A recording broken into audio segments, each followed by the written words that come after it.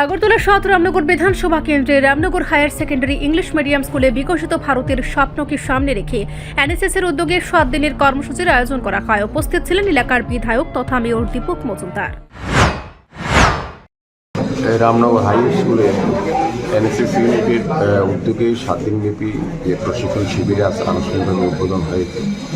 তো আজকের এই উদ্বোধনী অনুষ্ঠানে আমাদের মধ্যে উপস্থিত আছেন বিদ্যালয়ের প্রধান শিক্ষক মহোদয়, আমাদের স্পোর্টস ডিপার্টমেন্টের যিনি ডেপুটি ডিরেক্টর কমল দে মহোদয়, আমাদের অ্যাসোসিয়েশন চেয়ারপারসন চন্দ্র মহোদয়, ভাইস চেয়ারম্যান পান্তুর শাহ মহোদয়, মেম্বার সলিলাই চৌধুরী, শিক্ষক বিষ্ণুপদ দত্ত মহোদয় সহ অন্যান্য যারা আমন্ত্রিত অতিথিরা এসেছেন এবং বিশেষ করে যাদেরকে নিয়ে এই কর্মসূচি বা প্রশিক্ষণ শিবির আমাদের এখানে ভলান্টিয়াররা আছেন, স্বেচ্ছাসেবকরা আছেন, এনএসএসের সহ যারা শিক্ষক শিক্ষিকা বিদ্যালয়ের প্রত্যেককে আমি স্বাগত।